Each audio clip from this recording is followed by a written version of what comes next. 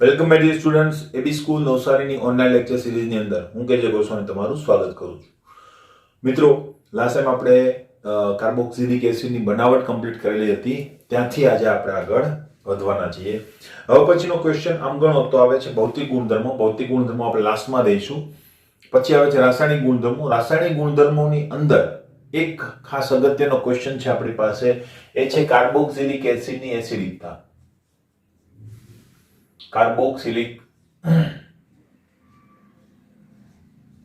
એસિડની એસિડિકતા.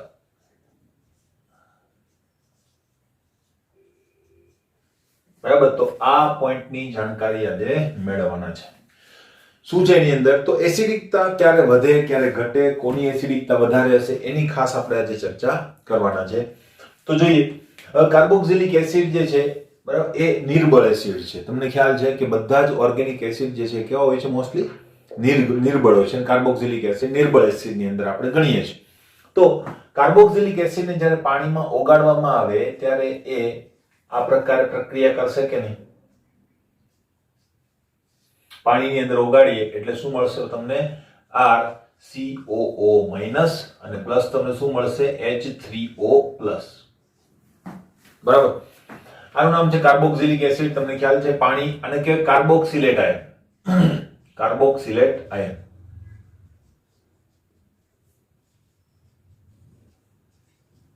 Clear? અને hydronium ion. હવે આ ટાઈપે જ્યારે પ્રક્રિયા થાય, પણ જ્યારે નિર્બળ એસિડ હોય તો સંપૂર્ણપણે પ્રક્રિયામાં આયનીકરણ થતું નથી. સંપૂર્ણપણે H+ આપણને મળતા નથી. તો આ પ્રક્રિયા જે છે શું હોય છે? પ્રતિવર્તી પ્રક્રિયા હોય છે. એટલે બંને દિશાની અંદર શું થતી હોય છે? શરૂ હોય છે. તો આ પ્રક્રિયાની અંદર જો આપણે KEQ લખીએ, એટલે કે આ પ્રક્રિયા માટેનો સંતુલન અચળાંક, તો શું હોય છે? સંતુલન અચળાંક એટલે નિપજ ભાગ્યા પ્રક્રિયક. તો નિપજ ભાગ્યા પ્રક્રિયક જો આપણે કરીએ, બરાબર, અને H3O પ્લસ ભાગ્યા શું થઈ જશે? RCOOH અને H2O. ક્લિયર? હવે આની અંદર પાણી તો માધ્યમ છે, તો પાણીની સાંદ્રતા જો આપણે અચળ ગણીએ, એને આની સાથે ગુણી નાખીએ તો આપણે અહીંયા નવો એક અચળાંક મૂકી શકીએ કે. આ 11th ની અંદર પણ આપણે આ ટાઈપ કરેલું હતું જ. OO માઈનસ અને H3O પ્લસ અપોન RCOOH. હવે K શું છે? તો Ka જે છે ઇઝ ઇક્વલ ટુ આપણે શું કરેલું છે અહીંયા? KEQ ઇન્ટુ H2O ની સાંદ્રતા ગુણાકાર કરેલો છે, અને એને કહેવામાં આવે છે એસિડનો વિયોજન અચળાંક. વિયોજન અચળાંક. ક્લિયર? નેક્સ્ટ, હવે K શું દર્શાવે છે? K જે છે એ એસિડની પ્રબળતા આપણને દર્શાવે છે. એટલે K ની વેલ્યુ ઉપરથી આપણે અનુમાન લગાવી શકીએ છીએ. તો જો K નું મૂલ્ય જે છે ઓછું હોય, બરાબર, ઓછું હોય તો એસિડિકતા વધુ હશે.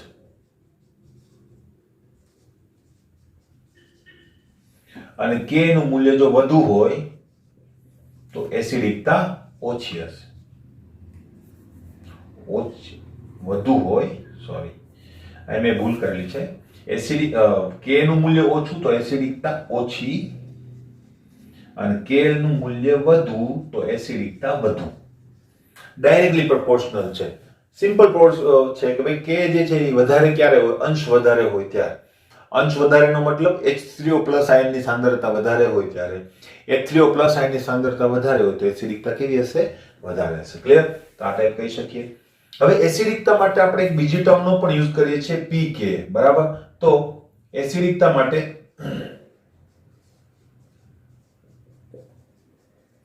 pK નો પણ ઉપયોગ કરીએ છીએ. મોસ્ટલી આપણે pK દ્વારા વધારે વેલ્યુ આપીએ, કારણ કે K ની રેન્જ ઘણી મોટી હોય છે. બરાબર, pK જે છે એની રેન્જ ઘણી નાની હોય છે. તો pK કેવી રીતે આપણે શોધવું? pK is equal to pH જેવું છે. pH is equal to negative logarithm of hydronium ion. તો અહીંયા શું થશે? pK નો મતલબ negative logarithm of Ka. Clear? તો આ રીતે તમે એને ઇવેલ્યુએટ કરી શકો. ઓકે, હવે પીકે ઉપરથી કેવી રીતે? તો અલ્ટિમેટલી આપણે કહી શકીએ જો પીકે નું મૂલ્ય ઓછું હોય, કારણ કે આ માઇનસ છે, ઇટ મીન્સ કે અહીંયા ઊંધું ઇન્ટરપ્રિટેશન થશે, બરાબર? ઓછું હોય તો એસિડિકતા વધુ,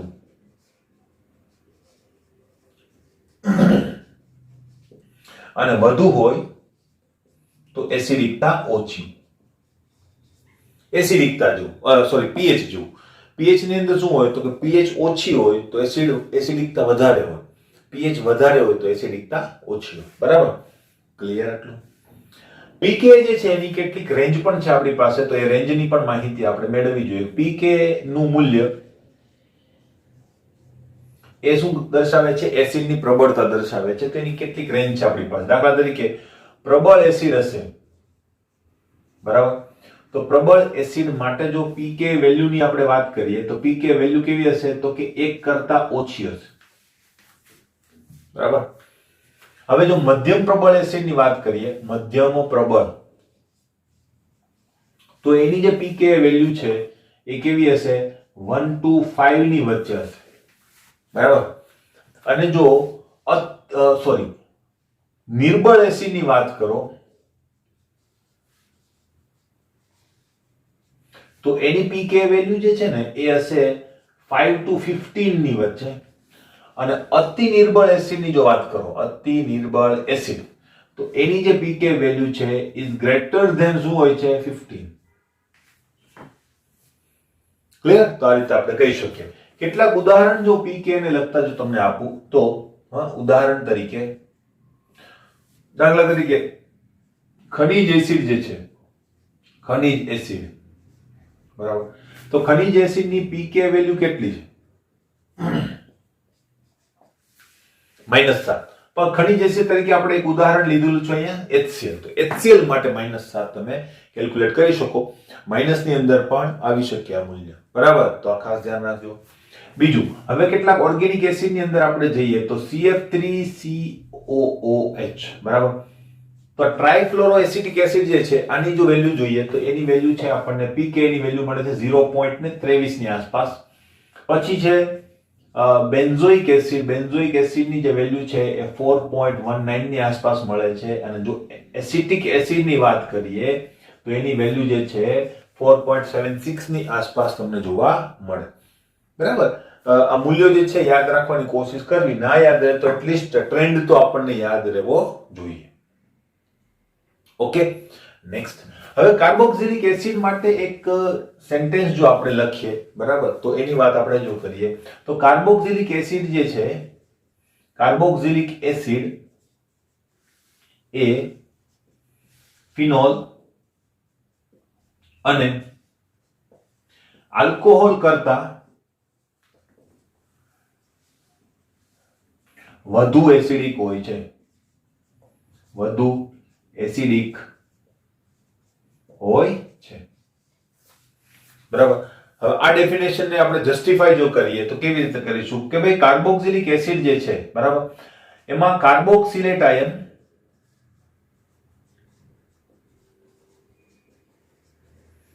સંસ્પંદનના કારણે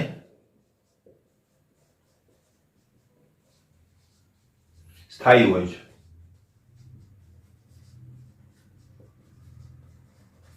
કેવી રીતે જોઈએ? હવે જો કાર્બોક્સિલેટ આયન સંસ્પંદન કેવી રીતે કરે છે તો જો આ કાર્બોક્સિલેટ આયન,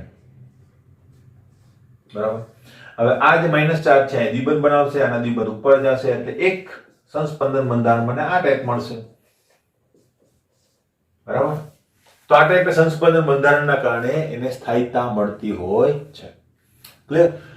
બીજું, આલ્કોહોલ જે છે એનું કોઈ રિપ્રેઝન્ટેટર જો અહીં મૂકું, બરાબર, કે આલ્કોહોલ તરીકે હું લખું ઇથેનોલ, તો ઇથેનોલની જે પીકે વેલ્યુ છે એ પીકે વેલ્યુ ઓલમોસ્ટ કેટલી છે ખબર? 16 ની નજીક. એનો મતલબ કઈ રેન્જમાં આવશે? અતિ નિર્બળ એસિડની રેન્જમાં આવશે. જ્યારે ફિનોલ માટે આપણે જો જોઈએ, બરાબર, તો ફિનોલ માટે જે આ વેલ્યુ છે એ પીકે વેલ્યુ આપણી પાસે છે ઓલમોસ્ટ 10 ની નજીક. એનો મતલબ એ નિર્બળ એસિડની રેન્જમાં આવે છે. એટલે આલ્કોહોલ અને ફિનોલ, એમાં ફિનોલ વધારે એસિડિક છે, જ્યારે ઇથેનોલ કેવું છે, અથવા તો કોઈ પણ આલ્કોહોલ કેવું છે, ઓછું એસિડિક છે. ક્લિયર? હવે ઇથેનોલ જે છે એ શું આપે, એટલે કોઈ પણ આલ્કોહોલ હોય એ એસિડ સાથે શું આપે, આલ્કોક્સાઇડ આયન આપે. ફિનોલ શું આપે, ફિનોક્સાઇડ આયન આપે. તો અલ્ટિમેટલી આલ્કોક્સાઇડ આયન જે હોય છે એને કોઈ પણ પ્રકારનો સપોર્ટ સંસ્પંદનનો મળતો નથી. બરાબર? આ રીતે માનો કે હોય તો એને કોઈ પણ પ્રકારનો સપોર્ટ જે છે સંસ્પંદનનો મળી શકતો નથી. પણ ફિનોલની અંદર સંસ્પંદન થતા હોય છે. તો કયા પ્રકારે સંસ્પંદન થતા હોય છે, હવે જો એની માહિતી આપણે જો મેળવીએ, બરાબર, તો ફિનોલની અંદર જે સંસ્પંદન છે એ બંધારણો આપણે અગાઉ પણ દોરેલા છે, છતાં ફરીથી અત્યારે આપણે દોરીએ છે. જો સંસ્પંદન બંધારણો છે કેવી રીતે થતા હોય છે, તો ફિનોલ જે છે એની અંદર ફિનોક્સાઇડ આયનની વાત આપણે કરીએ છીએ, બરાબર, O-, બરાબર. હવે એ બંધ જે છે એ આપણે દોરીએ, આ રીતે હશે બંધ. હવે શું થાય, આ સંસ્પંદન જે છે એના લીધે આ ઇલેક્ટ્રોન અહીંયા દ્વિબંધ બનાવવાની કોશિશ કરે અને પાઈ બંધના ઇલેક્ટ્રોન ક્યાં ટ્રાન્સફર થઈ જશે, એની બાજુના કાર્બન ઉપર. તો આ પ્રકારની પરિસ્થિતિ મને મળશે, બરાબર. આ બંધ અહીંયા ઇલેક્ટ્રોન ટ્રાન્સફર, અહીંયા દ્વિબંધ મળી ગયો, આ બે બંધ જેમના તેમ. ત્યાર પછી આ ઇલેક્ટ્રોન અહીંયા બંધ બનાવવાની કોશિશ કરશે, આના ઇલેક્ટ્રોન નેક્સ્ટ કાર્બન ઉપર ટ્રાન્સફર થઈ જશે. તો આ નવો બંધ બનાવ્યો, આ બંધ હતો જ, અને અહીંયા માઇનસ ચાર્જ ને ઉપર જે છે ઓક્સિજન ડબલ બોન્ડ થી. નેક્સ્ટ હવે શું થશે, તો આ બંધ પાછો અહીંયા બનાવવાની પ્રયત્ન કરશે, આ બંધ તૂટીને એના ઇલેક્ટ્રોન પેલા ઉપર ટ્રાન્સફર, તો આ બંધ હતો, આ બંધ નવો બન્યો, અને આ ઓક્સિજન ને અહીંયા માઇનસ ચાર્જ. હવે આ પાછો અહીંયા બંધ બનાવશે ને ઇલેક્ટ્રોન જ્યાંથી આવ્યા હતા ત્યાં ને ત્યાં પાછા ચાલ્યા જશે. તો આ બંધ બન્યો, આ બે હતા જ, અને અહીંયા ઓક્સિજન ઉપર માઇનસ ચાર્જ. હવે શું થાય છે, તો 5 બંધારણો આપણને મળે. તો 5 બંધારણો જો આપણને મળે તો એમ કહી શકાય કે નહીં કે 5 બંધારણો આના મળે છે, એના કારણે એની સ્થાયીતા છે. એક નિયમ છે કે જેટલા બંધારણ વધારે એટલી સ્થાયીતા વધારે. તો આના 2 બંધારણો છે, આના 5 બંધારણો છે, તો આ વધારે સ્થાયી હોવું જોઈએ. અને જો ફિનોક્સાઇડ આયન વધારે સ્થાયી હોય તો એસિડિકતા ફિનાઇલની વધારે હોવી જોઈએ, ફિનોલની એસિડિકતા વધી જવી જોઈએ. પણ એવું થતું નથી. આપણે તો સેન્ટેન્સ જુદું લખેલું છે કે કાર્બોક્સિલિક એસિડની એસિડિકતા વધારે છે. તો કેમ, તો એ વસ્તુ ખાસ આપણે જોવાની છે. પહેલી વાત, બરાબર, પહેલો પોઈન્ટ છે કે ભાઈ કાર્બોક્સિલેટ આયન જે છે ને, કાર્બોક્સિલેટ આયન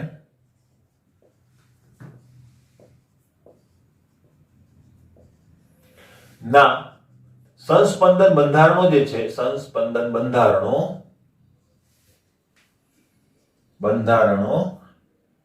કેવા છે, સમતુલ્ય છે. જ્યારે આના બંધારણો સમતુલ્ય નથી. શા માટે, તો એની વાત કરીએ. એનું કારણ છે કે ફિનોલના જે ફિનોક્સાઇડના બંધારણો છે, ફિનોક્સાઇડમાં સાઇડના સંસ્પંદન બંધારણોમાં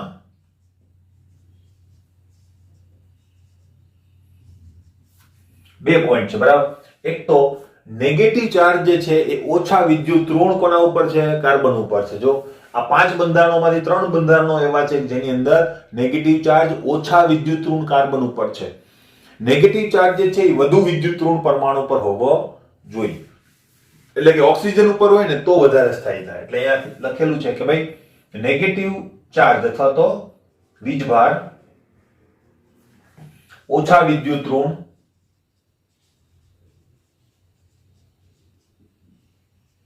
કાર્બન પર છે.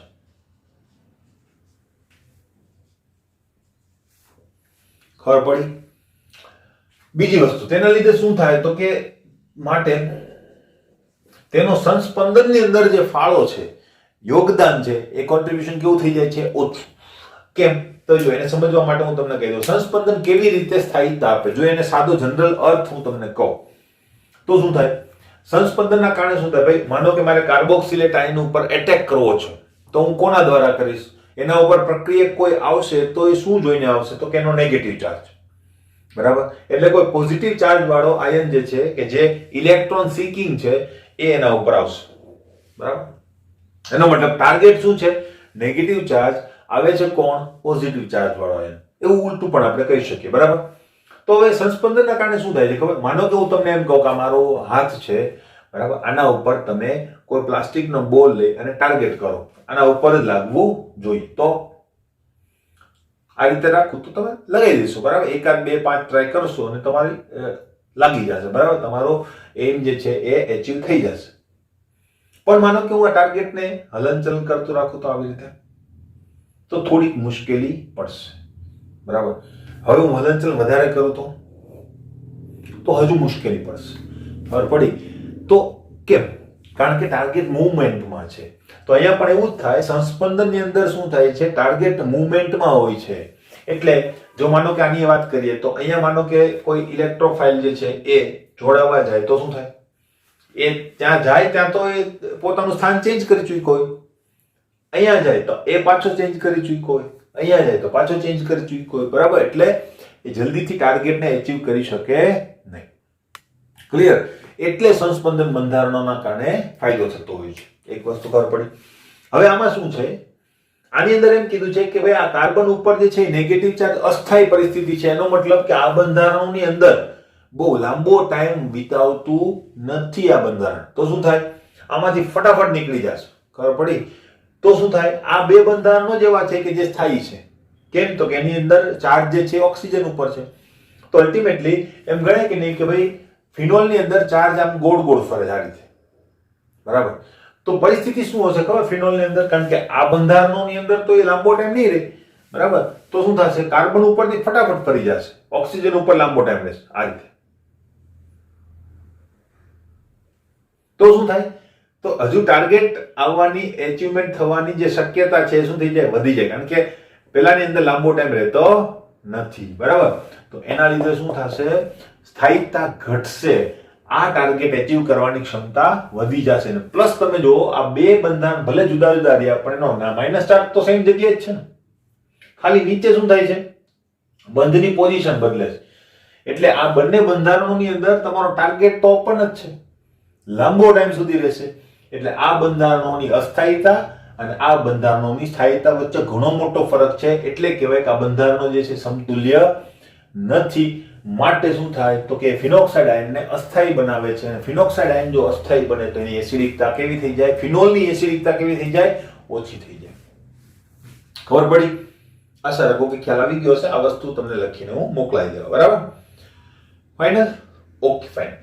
આ વસ્તુ પછી એક બીજો પોઈન્ટ આપણી પાસે આવે છે કે વિસ્થાપિત સમૂહોની અસર, બરાબર. તો હવે વિસ્થાપિત સમૂહોની અસર ઉપર આપણે ચર્ચા કરી. હું આ કાઢી નાખું પછી આપણે ચર્ચાની અંદર જઈએ. જોઈએ મિત્રો, હવે આપણી પાસે આવે છે પોઈન્ટ, બરાબર. એ એસિડિકતાના જ પોઈન્ટની અંદર છે કે એસિડિકતા પર, કાર્બોક્સિલિક એસિડની એસિડિકતા પર વિસ્થાપિત સમૂહોની અસર.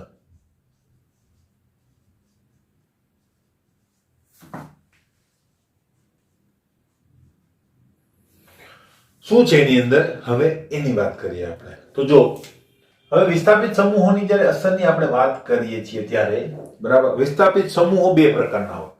કાં તો શું હોય? ઇલેક્ટ્રોન ખેંચનાર હોય, ક્યાં તો શું હોય? ઇલેક્ટ્રોન દાતા હોય, બરાબર. તો વિસ્થાપિત સમૂહોની અસર કેવી રીતે થાય છે? તો મેં કીધું એમ બે પ્રકારના એની અંદર સમૂહો હોય છે. તો બંનેની અસર કેવી હોય છે? જુદી જુદી. એટલે બે પોઈન્ટ હું લખીશ. જો કાર્બોક્સિલિક એસિડ સાથે, કાર્બોક્સિલિક એસિડ સાથે ઇલેક્ટ્રોન ખેંચનાર સમૂહ જોડાયેલ હોય ત્યારે તેના કાર્બોક્સિલેટ આયનની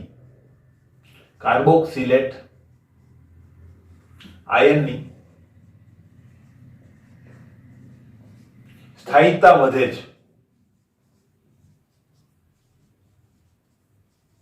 તથા એસિડિકતા પણ વધે છે.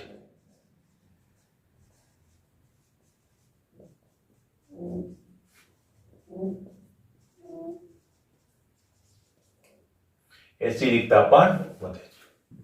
ક્લિયર? હવે એના કરતા ઉલટું કેવી રીતે વધે છે હમણાં વાત કરીએ, બરાબર. એના કરતા ઉલટું કોના માટે થશે? જો ઇલેક્ટ્રોન દાતા સમૂહ હોય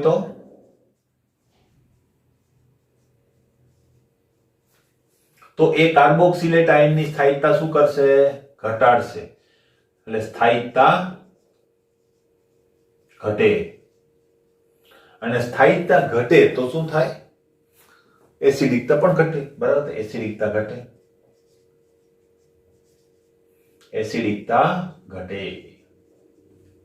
ક્લિયર? હવે કેમ તો એ જોઈ લઈએ. માનો કે આપણી પાસે કાર્બોક્સિલેટ આયન જે છે આ રીતે લખી શકું. બીજો એક કાર્બોક્સિલેટ આયન અહીંયા લખું છું, એને પણ આ રીતે લખી શકું હું. બરાબર. હવે તો કાર્બોક્સિલેટ આયન જે છે એ સંસ્પંદનની અંદર હોય છે, એના બે બંધારણ છે. દર વખતે બે બંધારણ લખાય નહીં, એટલે હું અહીં લખું છું સંસ્પંદન શંકર. તો શંકર બંધારણ આ રીતે લખી શકાય. માઇનસ ચાર્જ જે છે એ બંને વચ્ચે વેચાયેલો હશે. એવી જ રીતે અહીંયા પણ હું આ વસ્તુ નહીં લખું, અહીંયા સંસ્પંદન શંકર લખી દો. આ રીતે લખી શકાય. અહીંયા શું જોડાયેલું છે આપણી પાસે? EWG. અહીંયા શું જોડાયેલું છે? EDG. EWG નો મતલબ થાય ઇલેક્ટ્રોન ખેંચનાર ગ્રુપ, ઇલેક્ટ્રોન વિડ્રોવિંગ ગ્રુપ. અને EDG નો મતલબ થાય છે ઇલેક્ટ્રોન ડોનેટિંગ ગ્રુપ. બરાબર. તો આ ખેંચનાર છે અને આ કોણ છે? દાતા. ઇલેક્ટ્રોન ખેંચનાર ગ્રુપ શું કરશે? ઇલેક્ટ્રોનને પોતાના તરફ આકર્ષશે. અને ઇલેક્ટ્રોન દાતા ગ્રુપ શું કરશે? ઇલેક્ટ્રોનનું દાન કરશે. ક્લિયર? નેક્સ્ટ. હવે આમાં શું થાય? તો ઇલેક્ટ્રોન જો ખેંચનાર ગ્રુપ હોય તો એ શું કરશે? ભાઈ હું એમ કહું કે કાર્બોક્સિલેટ આયનની સક્રિયતા કોના કારણે છે? તો એની ઉપર રહેલા માઇનસ ચાર્જના કારણે છે કે નહીં? બરાબર. તો આ માઇનસ ચાર્જમાં આ ઇલેક્ટ્રોન ખેંચનાર ગ્રુપ શું કરશે? ઘટાડો. માઇનસ ચાર્જ ઘટે, સક્રિયતા ઘટે. સક્રિયતા ઘટે તો સ્થાયિકતા વધે, સ્થાયિકતા વધે તો એસિડિકતા વધી જાય. બરાબર. એટલે અહીં લખેલું છે કે કાર્બોક્સિલેટ આયનની સ્થાયિકતા વધારે છે. Due to its reduce the negative charge. અને બીજું શું કરશે? એ સક્રિયતાને પણ ઘટાડી દે. કારણ કે સ્થાયિકતા વધે તો સક્રિયતા શું થઈ જાય? ઘટી જાય. અને જો કાર્બોક્સિલેટ આયન સ્થાયી બને તો એસિડિકતામાં શું થશે? વધારો થશે. સેમ વસ્તુ ઊંધું શું થશે અહીંયા? એક તો નેગેટિવ ચાર્જના કારણે સક્રિયતા છે, એમાં ઇલેક્ટ્રોન ડોનેટિંગ ગ્રુપ શું કરશે? નેગેટિવ ચાર્જમાં વધારો કરશે. નેગેટિવ ચાર્જ વધે તો હજુ વધારે પ્રબળતાથી એના ઉપર એટેક થઈ શકે, માટે સક્રિયતા વધશે. સક્રિયતા વધે માટે એસિડિકતાની અંદર શું થશે? ઘટાડો થશે. ક્લિયર? હવે આવા ઇલેક્ટ્રોન ખેંચનાર ગ્રુપની જો વાત કરીએ, ઇલેક્ટ્રોન ખેંચનાર સમૂહોની જો વાત કરીએ તો એ છે આપણી પાસે એક તો છે જો CF3. કેટલાક સમૂહો ભાઈ તમારે ટેક્સ્ટબુક ની અંદર જેટલા સમૂહો છે એ બધા યાદ રાખવા જોઈએ. બરાબર. એમાંથી કોઈ પણ ક્વેશ્ચન તમારે પૂછાઈ શકે, એટલે બધા જ યાદ રાખવાના છે. બરાબર. એટલીસ્ટ આટલા તો તમારે જ્યારે કોન્સેપ્ટિવ ક્વેશ્ચન પૂછાય ત્યારે તમને આટલા તો લખીને 5-7 સમૂહો જે છે તમારે લખીને દેવા જોઈએ. પછી છે CN, પછી F, Cl, Br. બરાબર. પછી છે I અને પછી છેલ્લે છે pH. જો આ બધા ઇલેક્ટ્રોન ખેંચનાર સમૂહો હોય તો એની અંદર જે એસિડિકતાનો ક્રમ છે કેવો હશે? આ રીતે લખી શકાય કે નહીં? CF3. બરાબર. એ જો આની સાથે જોડાયેલું હોય તો એસિડિકતા વધારશે, એટલે સૌથી વધારે એસિડિક. પછી NO2. તો NO2 જો જોડાયેલું હોય તો એ પણ શું કરશે? એસિડિકતા વધારશે કે નહીં? બરાબર. પછી કોણ આવશે? CN. બરાબર. પછી એવી રીતે લખતા લખતા તમે છેલ્લે pH COOH સુધી લખી શકો કે? ક્લિયર? બીજી એક વાત, હવે ઇલેક્ટ્રોન ખેંચનાર ગ્રુપ જે છે અલ્ટિમેટલી કોના કારણે હોય છે? એની ઇન્ડક્ટિવ ઇફેક્ટના કારણે હોય છે. તો ઇન્ડક્ટિવ ઇફેક્ટ જે છે એ નેગેટિવ હોય તો શું થાય? હવે એ યાદ હોવું જોઈએ. ઇન્ડક્ટિવ ઇફેક્ટ નેગેટિવ તો ઇલેક્ટ્રોન ખેંચનાર, ઇન્ડક્ટિવ ઇફેક્ટ પોઝિટિવ તો ઇલેક્ટ્રોન દાતા. તો હવે આ બધા ઇલેક્ટ્રોન ખેંચનાર છે, એનો મતલબ નેગેટિવ ઇન્ડક્ટિવ ઇફેક્ટ આપે છે. તો હું શું કહી શકું? તમને ખ્યાલ છે કે માનો કે આવા ઉદાહરણ પણ તમને પૂછાય છે. COOH 1 2 3 અને આ COOH. માનો કે હું ફ્લોરિન અહીંયા લખું અને ફ્લોરિન અહીંયા લખું તો તમને દેખાય છે કે આ ડાયરેક્ટ કાર્બન સાથે જોડાયેલો છે, આ એક કાર્બન છોડીને પછી જોડાયેલો છે. તો એક વાક્ય આપણે આવેલું હતું 11th ની અંદર કે ઇન્ડક્ટિવ ઇફેક્ટ જે છે 3 કાર્બન કરતા વધારે આગળ નહિવત બને છે. એનો મતલબ અહીંયા પણ એવું થશે કે નહીં? જો અંતર વધે તો આની અસર જે ખેંચવાની આના ઉપર લાગે છે કેવી થતી જશે? ઓછી. એટલા માટે આ બંનેની કમ્પેરિઝન કરીએ તો આ વધારે એસિડિક છે, જ્યારે આ કેવું છે? ઓછું એસિડિક છે, due to distance. Okay, fine. હવે એરોમેટિક ની અંદર જો વાત કરીએ તો એરોમેટિકમાં એમ સાદી અને સિમ્પલ રીતે આન્સર આવી જતા નથી. આના માટે એક ઓર્થો ઇફેક્ટ આપણે શીખવી પડશે. હવે એ ઓર્થો ઇફેક્ટ આપણે શીખીશું એનિલિન એટલે કે નાઇટ્રોજન યુક્ત સંયોજનો ભણીશું ને ત્યાર પછી આપણે એના વિશે માહિતી મેળવીશું. એટલે બેઝિકતા અને એસિડિકતા બંનેની માહિતી એક સાથે આપણે લઈ શકીએ. બરાબર, તો ત્યારે ભણીશું. ઓર્થો ઇફેક્ટની કેટલીક માહિતી હું તમને અહીંયા આપી દઈશ, જેથી કરીને આઈલા લેવલના ક્વેશ્ચન કમ્પ્લીટ કરવામાં આપણને સરળતા રહે. ઓર્થો ઇફેક્ટ ટેક્સ્ટ બુક ની અંદર નથી, એટલે એમ ગણો તો ઓર્થો ઇફેક્ટ ને લગતું કોઈ એક્ઝામ્પલ તમારી પાસે હશે નહીં ટેક્સ્ટ બુક ની અંદર અને એક્ઝામમાં પણ. બરાબર, પણ આપણે શીખવી પડશે કોમ્પિટિટિવના પોઈન્ટ ઓફ વ્યૂ થી. બરાબર, તો શું છે? પહેલા આપણે સાદા ઉદાહરણથી શરૂઆત કરીએ. દાખલા તરીકે હું જો તમને એમ કહું કે મારી પાસે આ બેન્ઝીન રિંગ છે, એના ઉપર COOH. બરાબર, બેન્ઝીન રિંગ એના ઉપર COOH અને અહીંયા લખું છું NO2. પછી મારી પાસે બેન્ઝીન રિંગ છે અને એના ઉપર મારી પાસે છે COOH અને અહીંયા હું લખું છું CH3. બરાબર, તો શું થશે? હવે CH3 જે છે શું કરતો હોય છે? ઇલેક્ટ્રોનનું દાતા ગ્રુપ છે. બરાબર, એટલે આ ગ્રુપ જે છે એ કેવું ગ્રુપ છે? EDG. આ ગ્રુપ કેવું છે? EWG. બરાબર, તો આ એસિડિકતા વધારે, આ એસિડિકતા ઘટાડે અને આ ન્યુટ્રલ. ન્યુટ્રલ ને આપણે કહીશું રેફરન્સ. એટલે રેફરન્સ નો મતલબ શું થાય કે આના કરતા ઓછી ને પેલા કરતા વધારે. બરાબર, આ ન્યુટ્રલ હશે વચગાળામાં. તો આના કરતા કેવી હશે? ઓછી, આના કરતા વધારે. તો અલ્ટિમેટલી જો હું નંબર આપી દઉં 1 2 અને 3, તો આની એસિડિકતાનો ક્રમ શું હશે? એસિડિકતાનો ક્રમ શું હશે? તો કે 2 સૌથી વધારે હશે. 2 સૌથી વધારે, પછી કોણ થશે? 1 અને પછી કોણ થશે? 3. કારણ કે આની એસિડિકતા આના કરતા તો વધારે છે, આને ઘટાડી. પણ કોના કરતા ઘટાડી? ન્યુટ્રલ કરતા ઘટાડી છે. અને આને વધારી. કોના કરતા વધારી? ન્યુટ્રલ કરતા વધારી છે. એટલે આ તમારો ક્રમ થશે. ક્લિયર? તો એ તો સિમ્પલ કોન્સેપ્ટ આનો યુઝ કર્યો કે નહીં, અંતર વાળો. નેક્સ્ટ બીજી વસ્તુ આપણી પાસે છે, બરાબર, બેન્ઝીન રિંગ. બેન્ઝીન રિંગ ની ઉપર માનો કે હું COOH ગ્રુપ લખું, અહીંયા NO2 રાખું, COOH લખું, અહીંયા NO2 રાખીએ,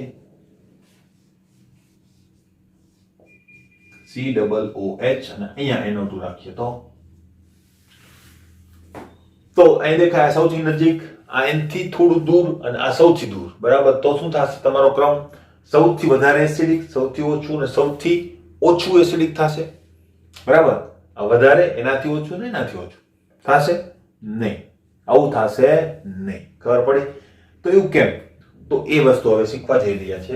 પહેલી વાત, તમારો જે જોડાયેલો ક્રિયાશીલ સમૂહ છે એ ક્રિયાશીલ સમૂહની બે અસર ખાસ અહીંયા જોવી પડે. ઇન્ડક્ટિવ ઇફેક્ટમાં 3 અસરો જોઈશું આપણે, હાઇપર કોન્જ્યુગેશન પણ જોઈશું, પણ અલ્ટિમેટલી આપણે અત્યારે બે અસરો ઉપર કોન્સન્ટ્રેટ કરીશું. એક છે ઇન્ડક્ટિવ ઇફેક્ટ અને બીજું છે મેસોમેરિક ઇફેક્ટ. કે ઇન્ડક્ટિવ ઇફેક્ટ કે મેસોમેરિક ઇફેક્ટ.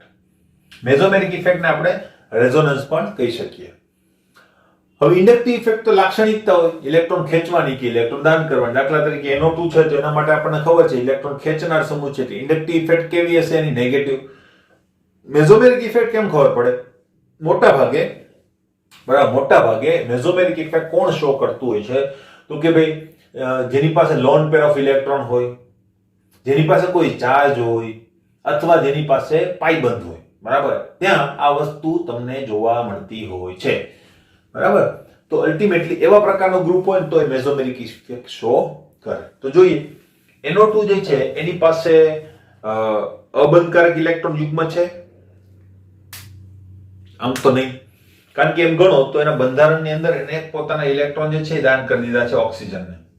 આ રીતે. બરાબર, તો 2 ઇલેક્ટ્રોન નીકળી ગયેલા છે. બરાબર, તો નથી. એની પાસે દ્વિબંધ છે? તો કે હા છે. બરાબર, એનો મતલબ મેસોમેરિક અસર શો કરશે. ઇન્ડક્ટિવ ઇફેક્ટ તો શો કરે જ. ઇન્ડક્ટિવ ઇફેક્ટના હિસાબે કેવો છે? ઇલેક્ટ્રોન ખેંચનાર છે કે નહીં? તો એ કેવો થશે? માઇનસ. અને મોટા ભાગે જો પાઈ બોન્ડ હોય તો એ કેવો હોય, ઇલેક્ટ્રોન ખેંચનાર તરીકે જ મેસોમેરિક અસરની અંદર પ્રેઝન્ટ હોય મોટા ભાગે. ક્લિયર? બરાબર.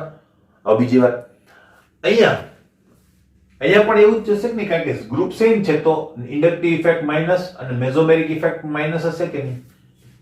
નો, અહીંયા મેસોમેરિક ઇફેક્ટ આવતી નથી. આને ધ્યાનમાં ના લેવી જોઈએ. કારણ શું ખબર? મેસોમેરિક અસર જે છે એ માત્ર ઓર્થો અને પેરા પોઝિશન ઉપર જ પ્રભાવી હોય છે, મેટા પોઝિશન ઉપર પ્રભાવી હોતી નથી. એટલે એને શો કરી શકે, એની પાસે છે કન્ડિશન શો કરવા માટે, પણ એ શો નહીં કરે. કેમ? પેલા જેવું છે, માનો કે મારી પાસે દુનિયાનો મહાન બેટ્સમેન છે સચિન તેંડુલકર, બરાબર, એને હું કહી દઉં કે હું તમને એક જ વારમાં આઉટ કરી દઉં, અથવા તો મારી સામે તમે રમી શકશો નહીં. કેમ? તો રમો. હું એને બેટ જ ના આપું તો બેટ વગર ગમે એવા મહાન બેટ્સમેન હોય કેવી રીતે રમવાના? બરાબર. તો અહીંયા પણ એવું જ છે. આની પાસે છે ક્ષમતા મેસોમેરિક ઇફેક્ટ માટેની, પણ એ પોઝિશન મેસોમેરિક ઇફેક્ટ માટે ફેવરેબલ નથી. માટે અહીંયા મેસોમેરિક ઇફેક્ટ આપણે કાઉન્ટ નથી કરતા. પેરા પોઝિશન ઉપર પાછી મેસોમેરિક અસર આવશે તો અહીંયા બંને અસર જે છે એ તમને જોવા મળશે. બરાબર. તો બંને અસરના કારણે તમને શું થશે? ત્યાં ઇફેક્ટ જોવા મળશે. બીજી વાત કરીએ. હવે તમે અસર તમે જો, બંને અસર માઇનસ માઇનસ, એનો મતલબ બંને અસરના કારણે ઇલેક્ટ્રોન ખેંચાય છે. અહીંયા એક જ અસરના કારણે ઇલેક્ટ્રોન ખેંચાય છે, ખેંચાણ કેવું હશે? ઓછું. અહીંયા બંને અસરના કારણે પાછા ઇલેક્ટ્રોન ખેંચાય છે, એટલે ખેંચાણ કેવું હશે? વધારે. તો આ બંને અસરની અંદર ખેંચાણ વધારે છે અને અહીંયા ખેંચાણ કેવું છે? ઓછું. ઓછું ખેંચાણ તો એસિડિકતાનો વધારો પણ કેવો થશે? ઓછો. એટલે જો હું નંબર આપી દઉં 1 2 અને 3, તો આની અંદર 2 છે ને એ લીસ્ટ એસિડિક હશે, સૌથી ઓછું એસિડિક હશે. ખબર પડી? હવે આ બેમાં તમને ખબર પડી કે બેની અંદર ડબલ અસર લાગે છે, તો હવે અંતરનો સમય આવે કે ભાઈ અંતર ઓછું તો આ શું થશે? વધુ એસિડિક. અંતર વધારે તો વધુ એસિડિક થશે. એટલે આ વધારે એસિડિક છે અને આ કેવું થશે? એના કરતા ઓછું એસિડિક થશે. ખબર પડી? તો મેં અંતરનો જ પોઈન્ટ દીધો છે. ખરેખર ઓર્થો પોઝિશન ઉપર ગમે તે ગ્રુપ હોય, ડોનેટિંગ ગ્રુપ હોય કે વિડ્રોઈંગ ગ્રુપ હોય, એમાં એસિડિકતા હંમેશા વધે જ. આ જ વસ્તુ છે ઓર્થો અસર. બરાબર? Ortho effect. તો એ ઇફેક્ટ જે છે આપણે જોઈશું, મેં કીધું એ પ્રમાણે છેલ્લે જોઈશું, ત્યારે વધારે ચર્ચા કરીશું. પણ અત્યારે ટેક્સ્ટ બુક ની અંદર એવું કોઈ એક્ઝામ્પલ નહીં હોય જેની અંદર ઓર્થો પોઝિશન ઉપર ડોનેટિંગ ગ્રુપ હોય. કારણ નહીં તો એની એસિડિકતા વધે ને, એના માટે આપણે ઓર્થો અસર ત્યાં લાવવી પડે. ઓર્થો અસર આપણી ટેક્સ્ટ બુકમાં આપેલી નથી. ક્લિયર? તો આ રીતે તમે કરી શકો. નેક્સ્ટ એક્ઝામ્પલ જો આપણે જોઈએ. બરાબર. હવે એવું પણ નથી કે આ બંને સેમ અસર જ હોય, એ પણ જોવાની છે આપણે. અહીંયા COOH, અહીંયા હું લખું છું OCH3. બીજું છે મારી પાસે COOH અને અહીંયા હું લખું છું નથિંગ. બરાબર? કઈ નથી લખતો. અને એક ત્રીજું લઈ લઉં છું, એની અંદર અહીંયા લખું છું COOH અને NO2 લખું છું. તો શું થશે? હવે પેલી વાત, કેવી અસર આની હશે? બરાબર. તો જો લોન પેર ઓફ ઇલેક્ટ્રોન છે, મેસોમેરિક અસર શો કરશે, પેરા પોઝિશન ઉપર છે, શો કરશે. તો આની ઇન્ડક્ટિવ ઇફેક્ટ કેવી? માઇનસ, ઓક્સિજન ઇલેક્ટ્રોન ખેંચનાર છે. અને મેસોમેરિક અસર છે ને એની કેવી હોય છે? પોઝિટિવ હોય છે. કેમ? તો કે ભાઈ મોટા ભાગે તમે આપણે હમણાં જ બંધારણો દોરેલા હતા ત્યારે તમે જોયું હતું કે ભાઈ ઓક્સિજન શું કરતું હતું? તો કે ભાઈ ઓક્સિજનની ઉપરના ઇલેક્ટ્રોન જે છે એ દ્વિબંધ બનાવવામાં વપરાતા હતા અને ઓક્સિજન રિંગ ઉપર માઇનસ ચાર્જ ફેરવતું હતું. બરાબર ને? તો એનો મતલબ શું થાય કે અહીંયા ઇલેક્ટ્રોનનું દાન થાય છે રિંગ તરફ. તો અહીંયા દાનનો મતલબ શું થાય? પોતે પોઝિટિવ બનશે, એટલે પોઝિટિવ મેસોમેરિક અસર આને કહેવાશે. બરાબર? તો પોઝિટિવ મેસોમેરિક અસર શો કરે છે અને નેગેટિવ ઇન્ડક્ટિવ ઇફેક્ટ શો કરે છે. આ ભાઈ કેવા છે? તો કે માઇનસ આઈ અને માઇનસ એમ, કે જે બંને આપણે અહીંયા જોયું. આ ન્યુટ્રલ રેફરન્સ થશે. બરાબર? હવે શું થાય? હેલોજન સિવાય, બરાબર, હેલોજન હોય તો વાત અલગ છે. બાકી હેલોજન સિવાયના જે પરમાણુઓ હોય એના માટે જો આવા પ્રકારની બે કોન્ટ્રાડિક્શન વાળી અસર હોય, એક પોઝિટિવ એક નેગેટિવ, ત્યારે હંમેશા મેસોમેરિક અસરને પહેલા જોવામાં આવે અને આ અસરને પછી જોવામાં આવે. તો મેસોમેરિક અસર પ્રભાવી હોય છે. એનો મતલબ મેસોમેરિક અસર પ્રભાવી, એનો મતલબ આ કેવું થઈ ગયું? ઇલેક્ટ્રોન દાતા.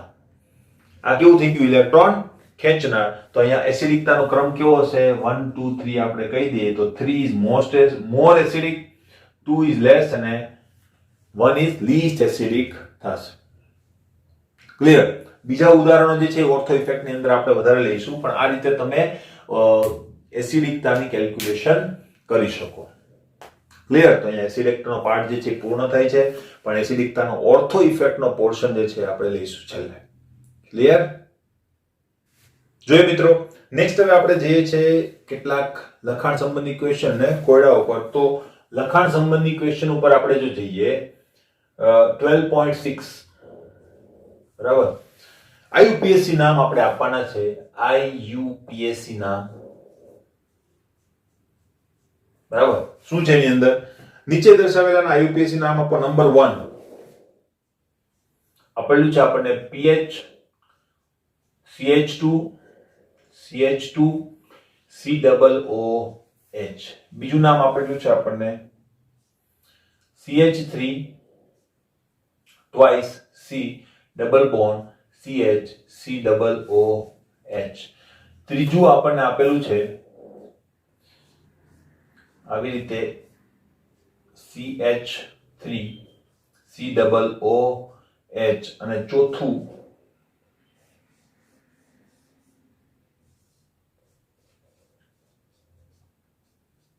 NO2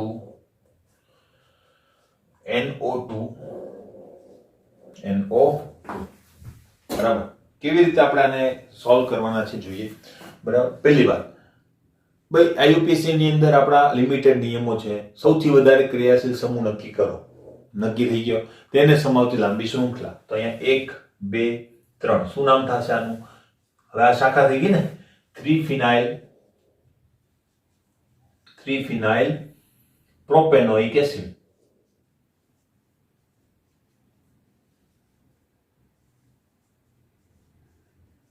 clear? આનું નામ શું થશે? હવે જો આ CH3 આ રીતે છે તો એને આ રીતે લખી શકું. સૌથી વધારે ક્રિયાશીલ સમૂહ નક્કી કરો, એને સમાવતી લાંબી શૃંખલા. તો આ થઈ ગઈ લાંબી શૃંખલા. આ શાખા થઈ ગઈ. તો 3 મિથાઇલ બ્યુટ 2 ઇન અને 1 ઓઇક એસિડ. 1 ઓઇક એસિડ. આનું નામ ખબર પડી ગઈ હશે. હવે ચક્ર ઉપર જો ડાયરેક્ટલી ક્રિયાશીલ સમૂહ લાગેલું હોય તો આપણે ક્રિયાશીલ સમૂહને એક નંબર નથી આપતા. બરાબર. તો આપણે ચક્રની અંદર નંબર આપીએ છીએ. આપણો નિયમ છે કે ભાઈ બહારથી અંદર જવાનું નથી, તો અંદરથી બહાર નહીં જવાનું હોય. તો આપણે 1 2 3 4 રીતે નંબર આપી દે. એટલે પ્રેફરન્સ એને પહેલો આપીશું એક નંબર માટેનો. પણ એ કાર્બનને નંબર નહીં આવે. જ્યારે કાર્બનને નંબર ના આવે ત્યારે આપણે શું લગાડીએ છીએ? પ્રત્યયની આગળ કાર્બો. બરાબર. જેમ કેમ કાર્બાલ્ડિહાઇડ, કાર્બોનાઇટ્રાઇલ, એ રીતે આપણે આને શું લખીશું? Carboxylic acid. હા ને? તો આનું નામ શું થશે? આ તમારી શાખા. તો શું નામ થશે? 2 મિથાઇલ પૂર્વ પૂરા સાયક્લો ચક્ર છે માટે સાયક્લો પેન્ટેન 1 નંબર ઉપર છે ને, એટલે શું લખીશું? 1 કાર્બોક્સિલિક એસિડ.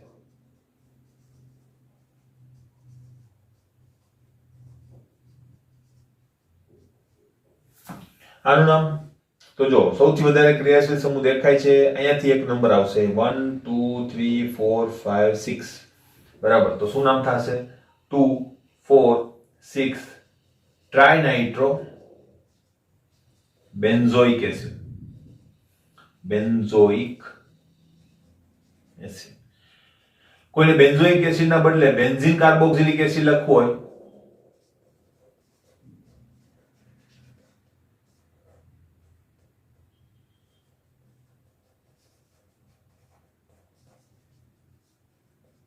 તો પણ ચાલે. બેન્ઝોઇક એસિડના બદલે benzene carboxylic acid. 2 4 6 trinitro benzene carboxylic acid તો પણ સાચું. બરાબર. તો આઈયુપીએસસી નામ હતા, જોઈ લીધા. નેક્સ્ટ આવો તમે 77. એક પેજ ફેરવો એટલે તમારી પાસે આવશે કોયડો છે 12.5. 12.5 જોઈ લઈએ. પરિવર્તનો આપેલા છે. ખાસ ધ્યાન રાખજો પરિવર્તનો કેવી રીતે કરવાના છે. પહેલા સ્ટ્રક્ચર દોરવાનું, ત્યાર પછી આગળ જવાનું. બ્યુટેન 1 ઓલ માંથી બ્યુટેનોઇક એસિડ. રફ કામ જો કરીએ તો 1 2 3 4 બ્યુટેન 1 ઓલ, એટલે 1 ઉપર શું મૂકી દઈએ? ઓલ. બરાબર, અને એમાંથી જોઈએ છે બ્યુટેનોઇક એસિડ, તો આ બ્યુટેનોઇક એસિડ. રફકામ કરતા હોય તો તમારે હાઇડ્રોજન મૂકવાની જરૂર નહીં, પણ જો તમે તમારી ફેર એક્ઝામની અંદર એટલે કે તમે જે લખો છો મેઇન પુરવણી એની અંદર જો લખતા હોય તો તમારે બરાબર હાઇડ્રોજન દોરી અને દોરવું જોઈએ. બરાબર, તો મને ખબર પડી ગઈ મારે આલ્કોહોલમાંથી શું બનાવવાનું છે, કાર્બોક્સિલિક એસિડ. તો ભાઈ શું લખવું અહીંયા? દુનિયાભરના પ્રક્રિયકો છે આપણી પાસે, KMnO4 KOH, KMnO4 H2SO4, CrO3 H2SO4, બહુ બધા પ્રક્રિયકો તમે યુઝ કરી શકો. હું અહીંયા લખું છું KMnO4 KOH. મોસ્ટલી આપણે આ યુઝ કરીશું. તો હવે એ યુઝ કરીએ બેઝ, તો અલ્ટિમેટલી આપણે એને છેલ્લે એસિડિફાય કરવું પડે છે. બરાબર. નંબર 2 બીજું છે આપણી પાસે બેન્ઝાઇલ આલ્કોહોલમાંથી ફિનાઇલ ઇથેનોઇક એસિડ. હવે તમે વાંચા કરો આમનામ બેન્ઝાઇલ આલ્કોહોલમાંથી શું થશે, તો તમને યાદ નહીં આવે. તમારું મગજ જે છે એ સ્ટ્રક્ચર બનાવવામાં જ રહેશે. સ્ટ્રક્ચર બનાવી નાખો પછી એ રીત વિશે વિચારશે. ખબર પડે? પહેલા તો તમને એ જ નહીં ખબર પડે કે આ વસ્તુ છે શું, એ સમજવાનો પ્રયત્ન તમે કર્યા કરશો. એટલે બેટર એ છે કે તમે પહેલા એનું સ્ટ્રક્ચર બનાવી લો. તો શું થશે? Benzyl alcohol. બેન્ઝાઇલ કોને કહેવાય? ખાસ ધ્યાન રાખજો, આ બેન્ઝાઇલ નથી, આ બેન્ઝાઇલ છે.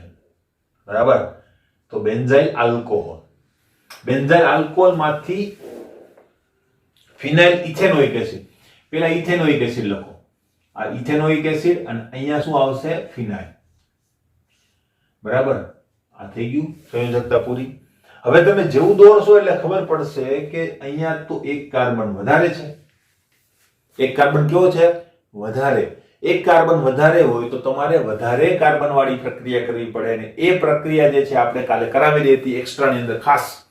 બરાબર, તો એ પ્રક્રિયા કઈ છે? એક તો સાઇનેશન કરીને કરી શકો, અને બીજું છે ગ્રિગ્નાર્ડ પ્રક્રિયક વાળી. બરાબર, પણ એ બંને પ્રક્રિયાના પ્રક્રિયકો તમે જોશો તો એ છે હેલોજન.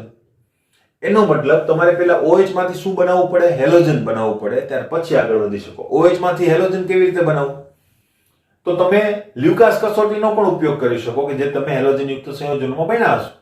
બરાબર, ZnCl નિર્જલ ZnCl2 ને HCl યુઝ કરી શકો. અલ્ટિમેટલી આપણે સાદો પ્રક્રિયક પણ યુઝ કરી શકીએ. કેવી રીતે? તો જો સાદો પ્રક્રિયક યુઝ કરો, આ રીતે કોઈ પરિવર્તન લખશે નહીં. આ ખાલી જોઈ લેવાનું, પછી બરાબર વ્યવસ્થિત આવી રીતે લખવાનું. લખી દો, ચાલો. હા, બરાબર વ્યવસ્થિત રીતે લખવાનું, પ્રક્રિયકથી શરૂ કરવાનું, નામ નિર્દેશન બરાબર કરવાનું, પછી લખવાનું OH. હવે આની પ્રક્રિયા હું કરીશ HBr સાથે, સિમ્પલ HBr સાથે પ્રક્રિયા કરું, H2O- થઈ જશે, અને મને મળશે શું? Benzyl bromide. બરાબર, અથવા તો બ્રોમોફિનાઇલ મિથેન. બરાબર, હવે આ જે છે એના માટે બે રૂટ છે તમારી પાસે, તમારી મરજી તમે કયા રૂટથી જવા માંગો છો. મેં કીધું એ પ્રમાણે પહેલો રૂટ છે કે તમે સાઇનેશન કરો, કારણ કે કાર્બન વધારવા માટે બે પ્રક્રિયાઓ છે આપણી પાસે. તો માઇનસ શું થઈ જશે? KCl, અને તમને શું મળશે? તો કે બેન્ઝીન, એના ઉપર CH2 ને અહીંયા CN મળી જશે. એનું શું કરવાનું છે? તમારે એસિડિક જળ વિભાજન કરો, જળ વિભાજન. માઇનસ શું થઈ જશે? NH3, અને તમને શું મળી જશે? તમારું ડિઝાયર પ્રોડક્ટ. ક્લિયર? બીજી રીત આપણી પાસે છે એ છે સૂકા ઈથર વાળી. સૂકો ઈથર અને Mg ગરમ કરો એટલે તમને ગ્રિગ્નાર્ડ પ્રક્રિયક મળશે. બરાબર, CH2MgBr. અને આનું શું કરીએ આપણે? જળ વિભાજન કરીએ. બરાબર, અલ્ટિમેટલી પહેલા CO2 સાથે પ્રક્રિયા કરીશું, પછી જળ વિભાજન કરીશું, ત્યારે તમને શું મળી જશે? CH2COOH.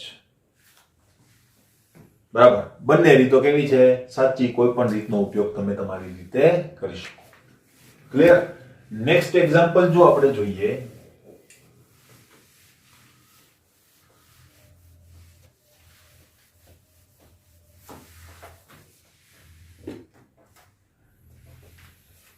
તો એ એક્ઝામ્પલ છે 1 બ્રોમો 3 નાઇટ્રોબેન્ઝીન માંથી 3 નાઇટ્રોબેન્ઝોઇક એસિડ. બરાબર, હવે નંબર 3 છે આપણી પાસે. તો 1 બ્રોમો નો મતલબ ઉપર હું લખું છું બ્રોમો, અને 3 ઉપર શું છે? નાઇટ્રો. અને એમાંથી તમને કીધું છે કે 3 નાઇટ્રોબેન્ઝોઇક એસિડ. તો પહેલા બેન્ઝોઇક એસિડ બનાવી દઈએ, અને એના 3 ઉપર શું છે? નાઇટ્રો. તો પાછું તમને ખબર પડી ગઈ હશે કે અહીંયા શું છે? કાર્બન વધારવાનો છે. તો અહીંયા કઈ પ્રક્રિયા થશે? પહેલા સ્ટેપમાં તમારે Mg અને સૂકો ઇથર બરાબર ગરમ કરો એટલે ગ્રીનાર્ડ પ્રક્રિયા મળશે અને પછીને પ્રક્રિયામાં શું કરીશું? CO2 અને H3O+ એટલે તમને ડિઝાયર પ્રોડક્ટ મળી જશે. ખબર પડી? ક્લિયર? નામ નિર્દેશન સાથે કરવાનું હે બધી વસ્તુ. નેક્સ્ટ 4 મિથાઇલ એસિટોફિનોન માંથી બેન્ઝીન 1,4 ડાયકાર્બોક્સિલિક એસિડ. પહેલા છે એસિટોફિનોન બરાબર. તો આ એસિટોફિનોન અને 4 મિથાઇલ થઈ ગયું. એમાંથી 1,4 ડાયોઇક એસિડ બરાબર. 1,4 ડાયકાર્બોક્સિલિક એસિડ. તો 1,4 ઉપર છે એટલે 1,4 પોઝિશન ઉપર ડાયકાર્બોક્સિલિક એસિડ. આટલું દોરો એટલે તમને ખબર પડી જાય મારે શું કરવાનું છે? સાદું ઓક્સિડેશન બરાબર. અહીંયા ગમે એટલી લાંબી શૃંખલા હોય કટ થઈને એક જ કાર્બન રહેશે તમને શું મળશે? તમારી ડિઝાયર પ્રોડક્ટ. તો KMNO4 KOH અને બીજા સ્ટેપની અંદર H3O+ મળી જશે. નેક્સ્ટ નંબર 5 સાયક્લોહેક્ઝીન માંથી હેક્ઝેન 1,5,1,6 ડાયોઇક એસિડ. પેલી વાત સાયક્લોહેક્ઝીન કીધેલું છે બરાબર અને એમાંથી તમારે જોઈએ છે 1,6 ડાયોઇક એસિડ. તો ઘણા લોકો છે ને પાછું આમ જ દોરે 1 અને 6 ડાયોઇક એસિડ બરાબર. COOH ખોટું. ત્યાં જો તમે પેલા હેક્ઝેન લખેલું છે, હેક્ઝીન લખેલું નથી, સાયક્લોહેક્ઝેન લખેલું નથી બરાબર. એટલે હેક્ઝેન લખેલું છે ઇટ મીન્સ સ્ટ્રેટ શૃંખલા છે સાદી. તો 1 2 3 4 5 6 અહીંયા COOH અને અહીંયા COOH આ વસ્તુ માંગેલી છે. તો એનો મતલબ કે આ જે છે ને ચક્ર ખોલી નાખવાનું છે. કેવી રીતે ખુલે? મેં તમને કીધું આ દ્વિબંધને શું કરવો પડશે? આપણે બ્રેક કરવો પડશે. કેવી રીતે? આલ્કીન માટેની પ્રક્રિયા તમે વિચારો. આલ્કીન માટેની પ્રક્રિયા તમે વિચારો. ખબર આલ્કીનનું આપણે ઓક્સિડેશન કરીએ અને ત્યાંથી જ્યાં દ્વિબંધ હતો ત્યાંથી તૂટી જાય, બે એસિડ મળે. એમ અહીંથી તૂટી જશે અને આ બે જોડાયેલા છે પાછળથી એટલે બે એસિડ મળશે પણ છેડા ઉપર. કઈ પ્રક્રિયા કરીશું અહીંયા? તો આપણે જે કરી દીધી KMNO4 KOH. બીજી પ્રક્રિયા H3O+. આ ના કરવી હોય તો તમે KMNO4 H2SO4 સાથે ડાયરેક્ટલી પણ પ્રક્રિયા કરાવી શકો. આનું નામ જે છે એ હેક્ઝેન 1,6 ડાયોઇક એસિડ અથવા એડિપિક એસિડ પણ કહેવામાં આવે. એ પણ યાદ રાખજો.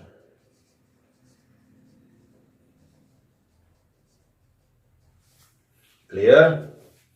લાસ્ટ 6 નંબર બ્યુટેનાલ માંથી બ્યુટેનોઇક એસિડ. ભાઈ આ તો ખબર હશે બ્યુટેનાલ આલ્ડીહાઇડ માંથી એસિડ ડાયરેક્ટલી સાદું ઓક્સિડેશન કરવાનું છે. તમારી પાસે દુનિયાભરના પ્રક્રિયકો છે KMNO4 KOH, KMNO4 H2SO4, K2Cr2O7, H2SO4 CrO3 H2SO4 Jones પ્રક્રિયા. તો માંથી કોઈ પણ ઉપયોગ કરીને તમે આ વસ્તુ બનાવી શકો. એટલે કે 6 નંબર. ક્લિયર? તો 6 નંબર તમારે હોમવર્ક ની અંદર કરી નાખવાનું છે. ક્લિયર? મળીએ નેક્સ્ટ લેક્ચર ની અંદર.